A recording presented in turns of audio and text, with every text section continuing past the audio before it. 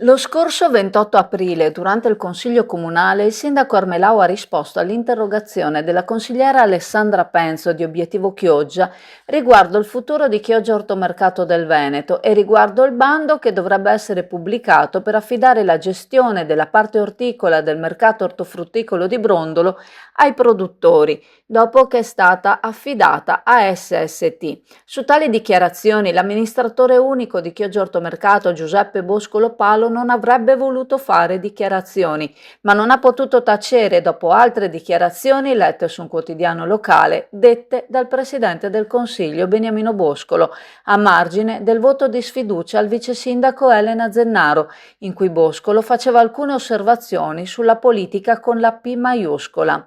Si esprime quindi, e lo fa a titolo personale, sulla messa in liquidazione di Chioggia Ortomercato del Veneto, per il quale il sindaco sta interloquendo con Oppo Veneto per avere la maggioranza in assemblea e liquidare la società. La distribuzione delle quote vede il 42% a SST, partecipata al 100% del comune, il 37,33% a Oppo Veneto, posta in liquidazione coatta amministrativa dal Ministero dello Sviluppo e del Made in Italy per una montagna di debiti, come afferma Palo, il 18,67% a Capo e il 2% a Sico. La scelta di interloquire con Oppo Veneto, secondo Palo, è scandalosa e ingiusta, non tanto per lo stato finanziario in cui si trova l'azienda, quanto per il suo aspetto etico e di opportunità politica, avvallata com'è dalla maggioranza che sostiene il sindaco. Ritiene tale scelta passibile di critica in quanto ha escluso le socie Capo e Sico che da sempre operano all'interno del mercato.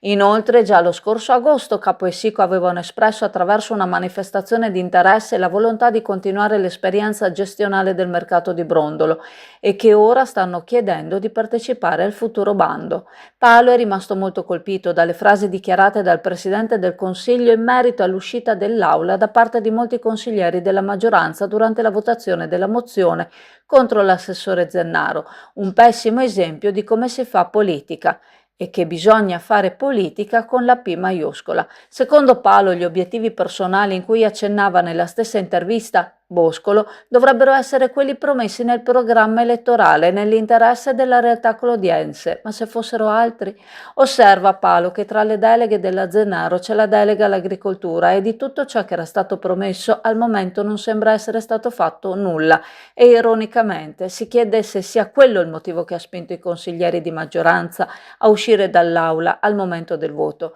A suo parere il pessimo modo di fare politica non è stato uscire dall'aula durante la votazione, ma tradire e rinnegare ciò che è scritto sul programma elettorale, atto sovrano perché votato e deliberato in Consiglio Comunale nel momento dell'insediamento di questa amministrazione, perdendo inevitabilmente credibilità verso i cittadini e le imprese. Allora, siamo al campeggio, allo storico campeggio Tropical. Qui abbiamo l'amico Sandro Finotto che da quest'anno gestisce questo ristorante. Ho riservato per le ultime 2 settimane di maggio una promozione dal lunedì al venerdì con le pizze al 50%, in modo da essere invogliate a venirci a trovare,